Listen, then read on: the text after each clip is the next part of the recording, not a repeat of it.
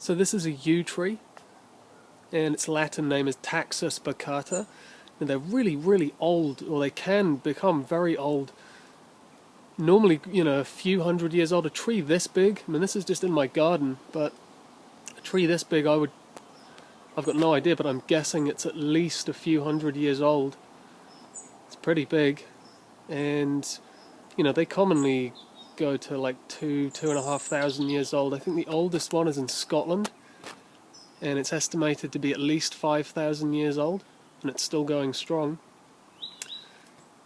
Now the yew tree is widely understood to be completely poisonous, deadly poisonous in fact. It has a very lethal alkaloid in it called taxane, and it's in absolutely every single part of the tree. It's in the bark, in the leaves, and in the seeds. Now these red berry-like fruits that you see on the tree here, they're not actually berries, they're called arils, and the arils surround the seeds. Now the arils themselves are not actually poisonous, and you can eat them. They're actually a superfood really for the temperate climates from autumn through winter. The berries are normally on the trees for about 3 months, so you can consume them, but you have to make sure that you pop the seed out first, because it is deadly poisonous. I mean, 2 seeds can pretty much kill a horse. We human beings have a bit of a higher tolerance to taxane than that, but still, I mean, it's still a very, very risky thing to be ingesting any other part of this plant at all. Taxane is extremely fast acting in the sense that it causes heart failure really, really quickly in animals and in people.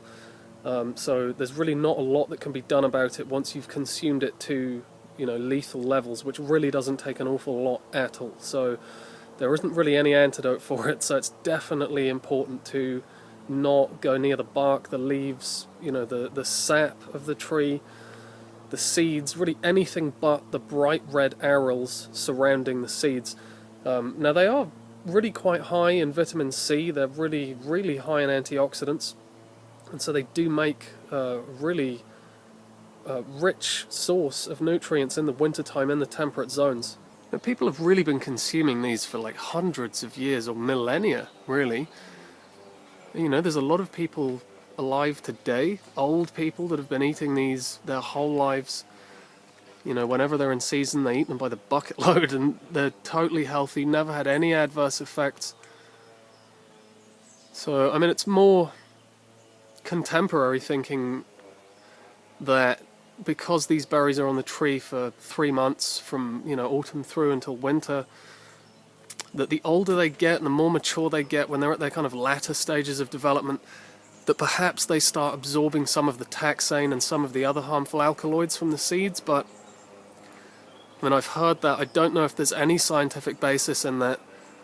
I haven't really seen any concrete studies to really suggest that. So it's also quite commonly said that children shouldn't consume them either, simply because they have less of a tolerance to be able to handle taxane. But again, the red arils surrounding the seeds just don't contain it. So I mean, I would say anything's possible. I really don't know the truth about whether or not these berries would absorb any of the alkaloids in their later stages of development. So if there's any doubt, either don't consume them or just consume them in moderate amounts. But this is really a superfood that's been included in the seasonal wild food diet of people in temperate regions for just such a long time. Sometimes the seeds actually pop out really easily from these. You just have to give the berry a little squeeze and it comes out. Other times it's not so easy, and they do get a little bit messy. Yeah, this one's going to get a bit messy because they're actually really quite slimy. And once you burst the aril, its juice tends to go everywhere. So anyway, I don't know if you can see all the sliminess. So here, I've got a bit of the aril here on my finger. So They're really, really tasty. They taste a lot like raspberry, but much, much sweeter than raspberry. And they're not always so messy to eat. Some of them that I just ate outside, the seeds just popped out really easily, so it was just a whole... The aril was whole, so it basically looked like a whole berry. But yeah, they're really, really delicious. So are yew berries really as deadly poisonous as they're claimed to be? Well, no, it's really a distortion of the facts.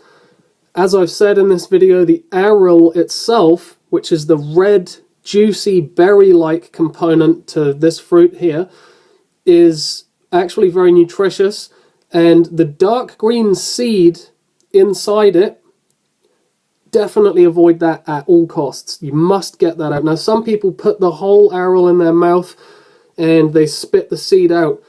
You know, you can do that. Lots of people have been doing that their whole lives and never had any adverse effects from it.